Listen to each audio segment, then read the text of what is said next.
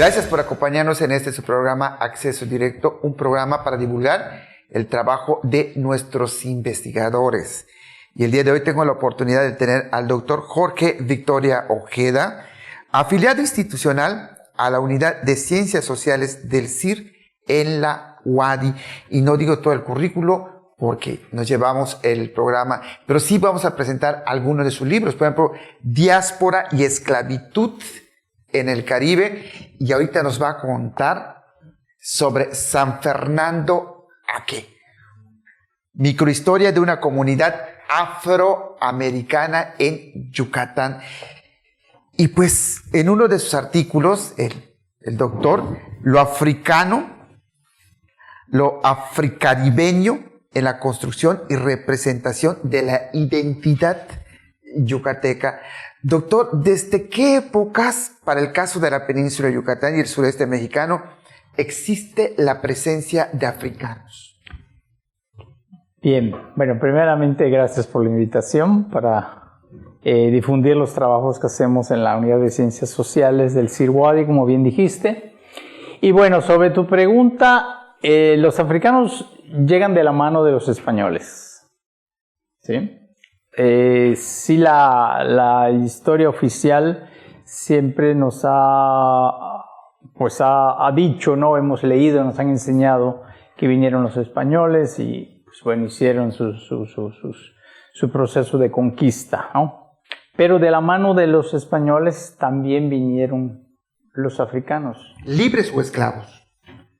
En ambos, ¿sí? Esclavos, bueno, en principio seguramente venían en una situación de sirvientes, ¿sí? Y algunos también esclavos, ¿sí?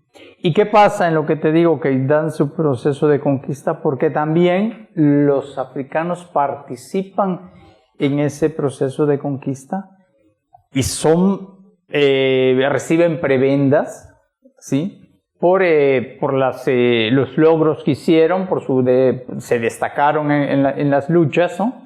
Y los españoles les dieron la libertad a algunos, a otros que ya eran libres les dieron también algunas prebendas, tierras, gente a su servicio, y son llamados los negros conquistadores, ¿sí? Los negros conquistadores. Los negros conquistadores. Esto hay toda una serie de investigadores que han hecho tarea para sacar a la luz eso, desde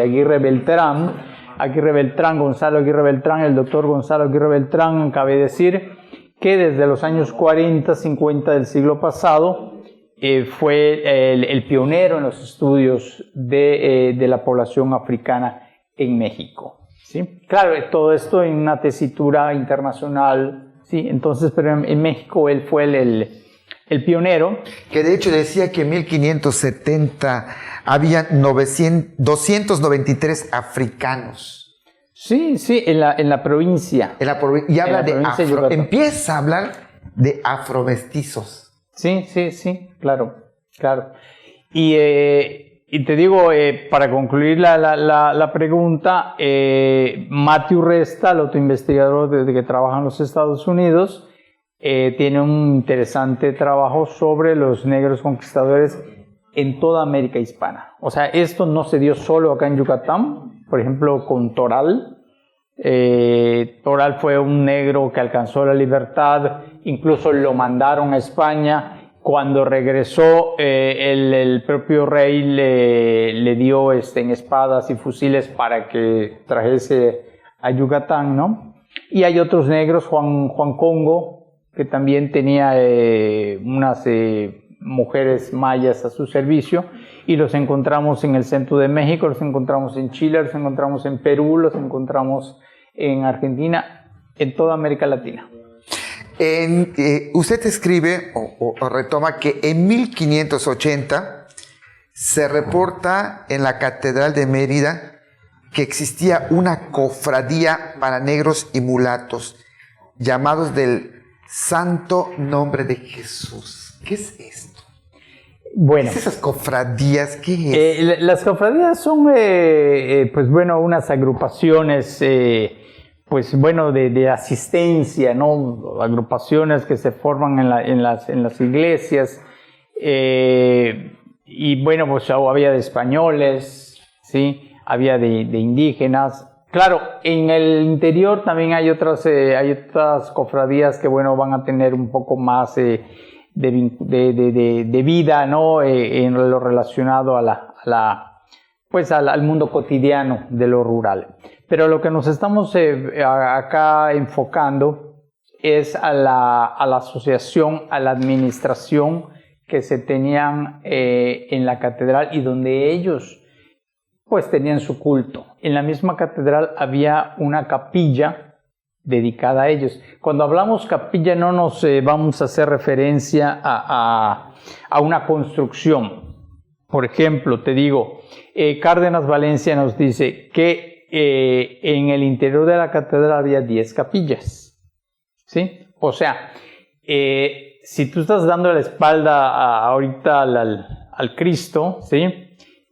Las 10 capillas van a estar divididas, 5 de cada lado, abajo precisamente de los espacios de luz, ¿sí? Entonces, antes, el documento ese dice que antes del sitio de bautizo, de la pila bautismal, estaba la capilla de los negros. De ahí tenían su cofradía nombrada del Santo Nombre de Jesús. Este nombre va a ser importantísimo en la vida de doctor, igual había barrios negros. Nos vamos a un corte comercial y regresamos.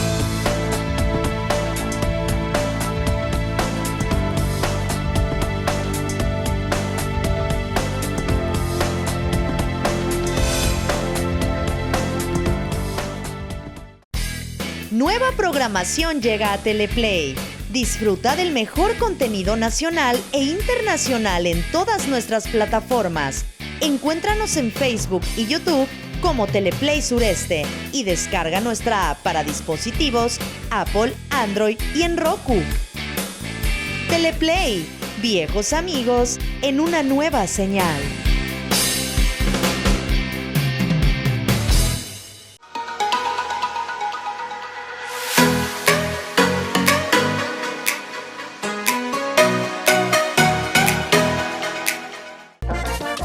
El Potro Cisneros nos presenta lo mejor de la música grupera en un programa que ha hecho historia.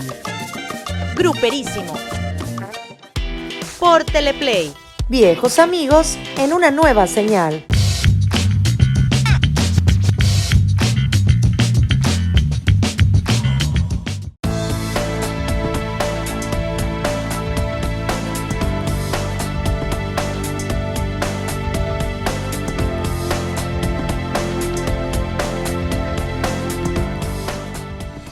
Gracias por acompañarnos. Estamos platicando con el doctor Jorge Victoria Ojeda, afiliado institucional de la Unidad de Ciencias Sociales del CIR-UADY y también es autor de estos libros, Las Tropas Auxiliares del Rey en Centroamérica y Las Tropas Auxiliares de Carlos IV. Tiene mucho usted que platicar. Estábamos hablando sobre las capillas, ¿no? Estábamos hablando... En la catedral. En la catedral. Sí, en la catedral. El primer sitio donde estuvieron los negros administrados fue la catedral. Bueno, ahora que digo los negros, caigo en que, bueno, sí hay que hacer hay que hacer hincapié, ¿no? En que para muchas personas al decir negros, pues puede ya resultar ofensivo, ¿no? Pues bueno, en la historiografía ahora se menciona afrodescendientes, pero bueno, hay todavía un debate, porque hay algunos investigadores que al decir, si yo te digo afrodescendientes, ¿cómo voy a dividir entonces quiénes son los que en los documentos antiguos se mencionan negros, mulatos y otros pardos? ¿Sí? Así como cuando llegan los españoles y a todos los grupos los meten en indios, ya no hay nahuas, ya no hay mexicanos, ya no hay tlaxcaltecas, mexicas, mayas, tlaxcaltecas, todos son indios, pues creo que al decir afrodescendientes, creo que estamos cayendo en lo mismo, creo. Entonces, ahí nos vamos después. Sí, subrayar que decir negros es nada más para ambientarnos en el contexto, como dicen los documentos. Sí, y aquí estaba el santo nombre de Jesús. Santo nombre de Jesús. Sí, ahí estaba administrados. Y esto viene a colación también, y creo que es momento de hablar de que ¿quién no habremos escuchado de que Santa Lucía era la iglesia de los negros? ¿Sí? Y que el barrio de Santa Lucía era el reservado para los negros. ¿Solo el barrio de Santa Lucía? Sí, pero permíteme que no he terminado. Esta idea pues la señala el investigador Jorge Ignacio Rubio Mañé en los años 40 del siglo pasado. Y así se ha manejado, ¿sí? Pero, pues bueno, yo me aboqué al estudio de esa misma fuente que menciona él, que es la de la catedral, ¿no? Y yo no encuentro ningún dato que me indique que Santa Lucía fue barrio de negros, ¿sí? Sí encuentro, a contraposición, que en 1686, el 15 de enero, se abre la iglesia y se inaugura la iglesia y parroquia para los negros en la calle 59, donde ahorita es un lote, no es un lote baldío, es un estacionamiento que queda al lado de una gasolinera, enfrente de la casa que mucho tiempo ocupó Bellas Artes. Ahí estuvo la iglesia de los negros de 1686. Cuando salieron de la catedral, nunca hubo un paso por Santa Lucía. ¿Sí? Pero había algo muy importante que usted registra, doctor, que había un registro que hacía la Santa Iglesia en donde decía, si estoy equivocado, pues corríjame, blanco, negro, europeo, pardo. Había un registro que hacía la iglesia. Indudablemente, claro. En ese momento eran los registros que se hacían por castas. Los registros que se hacían, claro, sí. Ah, ok. Sí. Sí se hacían estos registros y posteriormente tenemos un libro de 1612 que en la catedral donde dice que va a ser un libro exclusivo de los negros y mulatos de la ciudad, ¿sí? Entonces parece que en una época bastante temprana, a comparación de otras partes de México, se inició esta división por parte de la iglesia, ¿no? Entonces salen la administración de los negros de la catedral, ¿sí? Sale su parroquia y se inaugura la iglesia del Santo Nombre de Jesús. Del Santo Nombre de Jesús. Sí. Ahora, esa iglesia, a finales del siglo XVII, un cura le llamó del dulce nombre de Jesús, porque en la liturgia se puede utilizar, ¿no? Si la fiesta lleva a veces el dulce nombre o el santo nombre. Y en muchos documentos aparece como del dulce nombre de Jesús. Entonces nos puede llegar a confundir, ¿sí? Que sí es otra iglesia.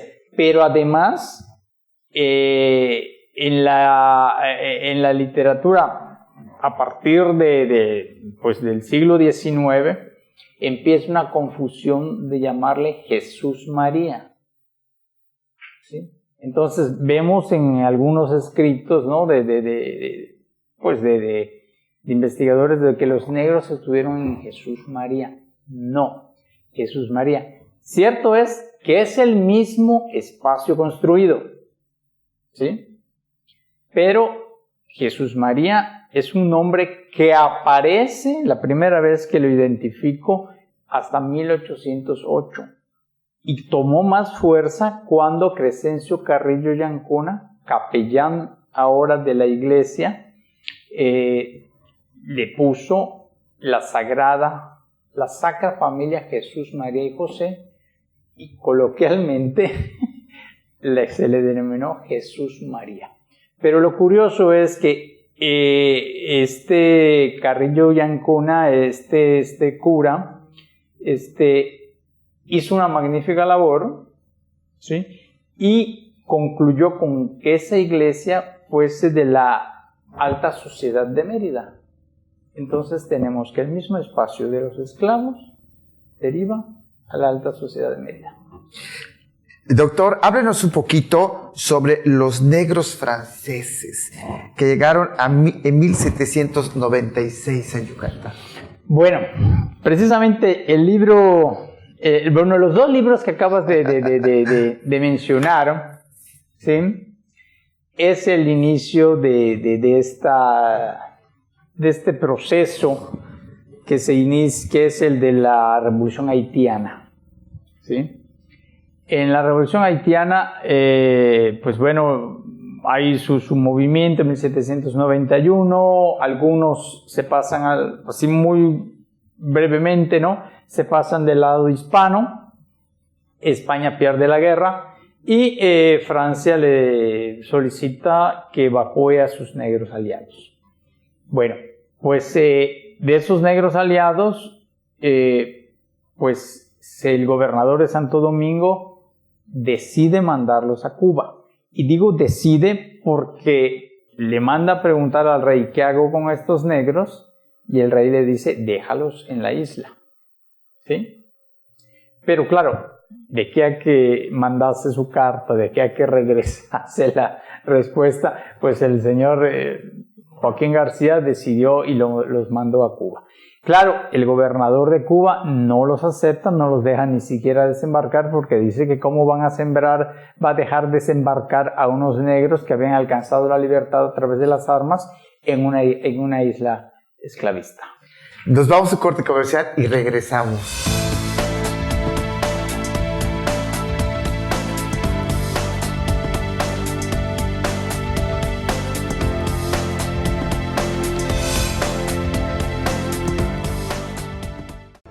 Las noticias más importantes de nuestra entidad con información actualizada y veraz. Solo las encontrarás con Freddy Heredia en Yucatán es Noticia. Por Teleplay. Viejos amigos en una nueva señal.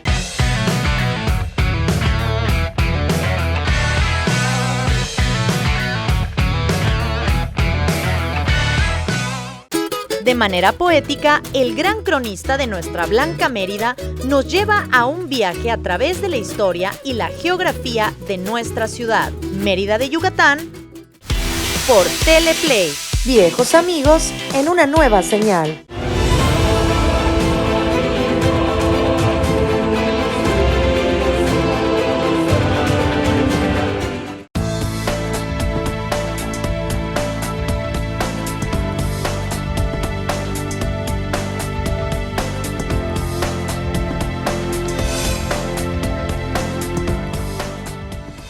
Gracias por acompañarnos en su programa Acceso Directo, un programa para divulgar el trabajo de nuestros investigadores. Y miren el libro San Fernando ¿a qué? Microhistoria de una comunidad afroamericana en Yucatán. Nos estaba platicando usted, había una población solo de africanos. Sí. Y de la gente que había luchado en el inicio de la Revolución Haitiana. Te digo, nos quedamos en que estaban en Cuba, entonces las autoridades los dividen, ¿sí? Y 115 sujetos son enviados a Campeche.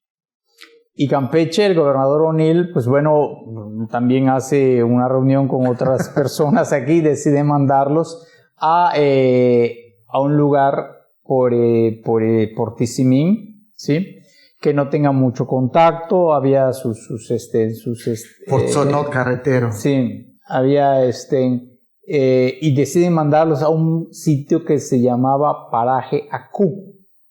Que ese Paraje Acú también me llevó en mis investigaciones a otra cosa, descubrir que, a diferencia de lo que decía Royce y Chamberlain, es el original sitio de la primera gran batalla de Francisco de Montejo en el Mayap en 1528.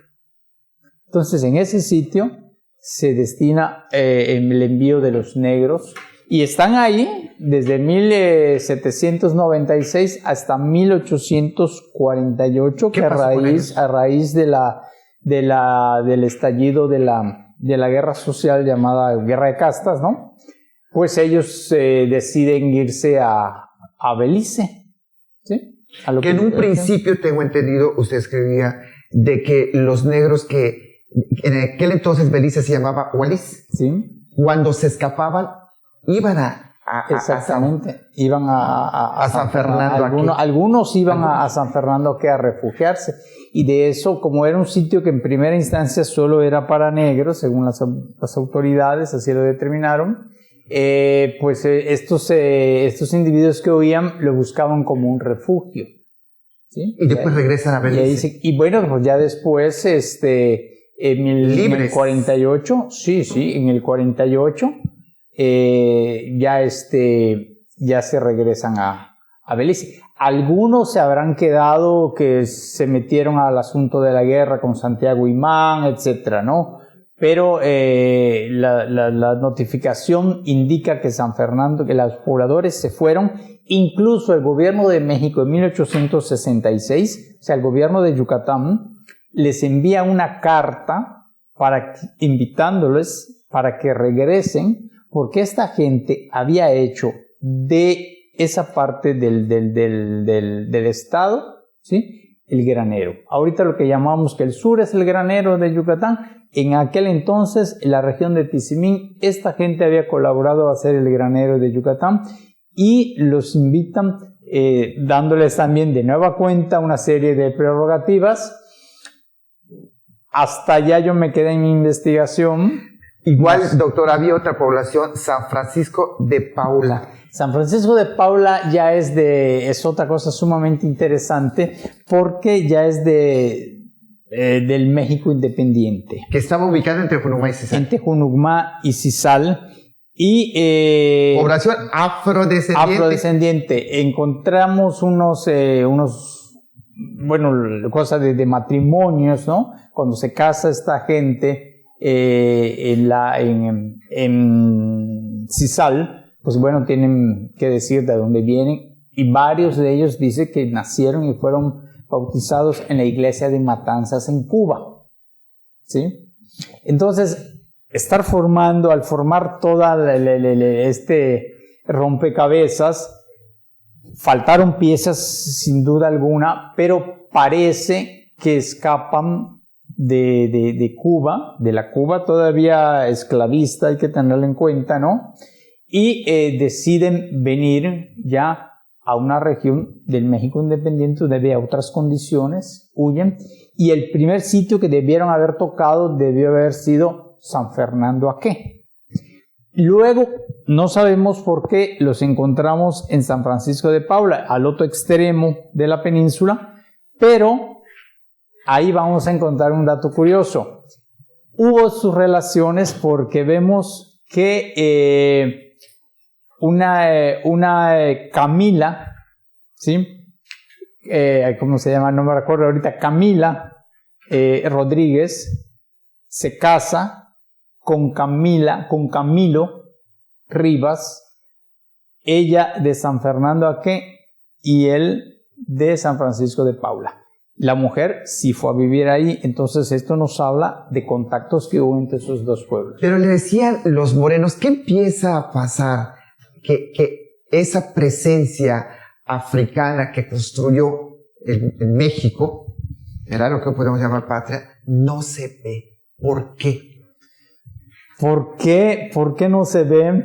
Porque mira, si en 1829 se declara por